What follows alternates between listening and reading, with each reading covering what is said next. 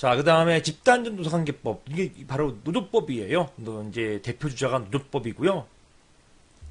노조법이 뭡니까? 노동조합법이라고 합니다. 자, 여기에는요, 집단적, 즉, 노동조합이 핵심이에요. 노동조합. 자, 노동조합이 핵심이고요.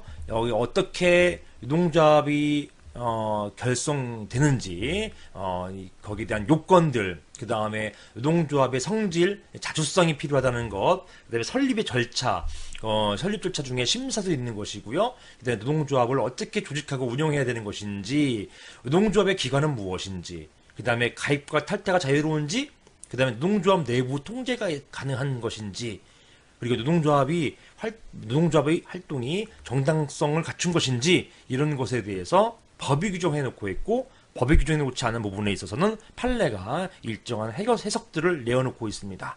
이런 것들을 여러분께서 공부하시는 것이 되겠습니다. 자, 노동조합은요, 기본적으로 뭐 하려고 하냐면 단결하는 거예요. 단결을 하는 목적은 뭐예요? 단체 교섭하려고 하는 것입니다.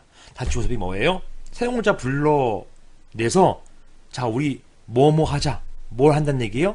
단체 협약을 체결하자는 것이에요. 따라서 단결권, 단체 교섭권, 단체 협약은요, 일련의 절차가 되겠습니다. 그래서 단체 교섭, 단결은 뭘 위해서라고 한다고요? 단체 교섭을 위해서. 단체 교섭은 뭘 위해서 하는 것이에요? 단체 협약을 체결하기 위해서. 단체 협약은 왜 체결해요? 근로조건을 향상시키기 위해서. 그렇게 되는 것입니다. 단체 교섭하기 위해서는요, 단체 교섭의 형태가 여러 가지 있고요. 이 형태에서 살펴볼 것이고, 단체 교섭의 당사자, 담당자, 그 다음에 단체 교섭 대상성, 과연 단체 교섭할 수 있는 것 가지고 교섭하자고 얘기를 해야 되는 것이지, 단체 교섭의 대상이 되지 않는 것 가지고 단체 교섭한다고 했을 때, 사용자가 이걸 거부해요.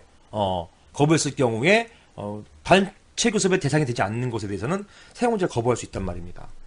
만약에 단체 교섭의 대상이 되는 것에 대해서 사용자가 거부했다, 정당한 이유 없이 거부했다, 이 경우에는요, 나중에 배우시겠지만 부당 노동행위가 되는 것입니다. 이거 처벌받아요. 따라서 단체 교섭의 대상이 중요합니다. 형사 문제가 이제 연결되어 있기 때문에 그렇습니다. 단체 교섭 방법도 이제 배우실 것이고요. 자, 단체 교섭은 어떠한 것을 위한, 즉 뭡니까? 근로조건을 유지 또는 향상하기 위한 단체 협약. 보통 임단협이라 하잖아요. 뭡니까? 임금에 대한 단체 협약이에요. 여러분들 보통 노동 현장에서 혹시 경험 있으신 분들은 맨날 임단협 합니다. 사실은 단체 협약 중에서 가장 중요한 게 임단협이에요. 자, 임금이 가장 중요하잖아요. 그죠? 그래서 임단협 체결 보통 춘투, 추투 이렇게 해가지고 봄에 한 번 또는 가을에 한 번 이렇게 해서 단체 협약 체결하려고 하는 그런 일들이 많이 있습니다. 단체 협약 이런 것이 무엇이냐? 성질과 방식, 그다음에 효력이 있고요. 자, 단체 협약은 이렇게 임금뿐만 아니라 단체 내부 노조의 사용자와 그다음에 노동조합 사이에 협약을 맺어가지고 양자 쌍방 간에 이런 단체 협약에 따라서 구속되게 하는 그런 것이 있어요. 근데 이런 단체 협약의 구속력이 이렇게 노조원이 아닌 비노조원에게도 미칠 수 있는지, 이런 것들 같은 회사 내에서요. 같은 회사 내에서 전부 노조 가입된 건 아니지 않습니까? 일부 노조되어 있고 이 노조하고 사용자하고 단체 협약을 체결했어요. 근데 이런 단체 협약의 효력이 비노조원에게도 미치는지 여부, 이것이 바로 효력 확장 문제요. 즉 일반적 구속력 또는 지역적 구속력의 문제가 되겠습니다. 나중에 상세히 배울 것입니다. 그 다음에 단체 협약도요, 나중에 불리하게 변경되는 경우가 있을 수 있어요. 사용자하고. 이런 경우에 그 효력을 이제 공부하게 되실 것입니다. 그 다음에 단체 협약도요, 기간을 2년을 넘지 못하도록 만들어놨어요. 단체 협약이 장기적으로 되는 것을 막기 위해서 2년 정도로 딱 한정시켜 놨는데요, 법이요. 과연 이 기간이 종료된 이후에 그 경우에는 단체 협약이 소멸되는 것을 볼 것인지 여부, 이것이 바로 단체 협약 종료 후의 근로관계가 되겠습니다. 자, 단체 교섭을 체결해가지고요, 단체 협약을 단체 교섭을 해서 단체 협약을 잘 체결했으면 뭐 해피한 거예요. 그런데요, 단체 교섭에 사용자가 응하지 않거나 또는 단체 협약이 있었다 하더라도 거기에 불응했다, 이럴 경우에는 어떤 노동조합이 거기에 대해서 네 알겠습니다 수긍하는 것이 아니라 어떤 실력 행사, 액션을 보여줘야 되는 거잖아요. 그것이 뭐냐? 쟁의행위가 되겠습니다. 이게 이제 쟁의행위 또는 파업, 쉽게 얘기해 파업 이런 걸 말하는 것이에요. 이런 쟁의행위 종류, 그 다음에 면책, 정당성 이런 것에 대해서 배우게 되실 것입니다. 굉장히 중요해요.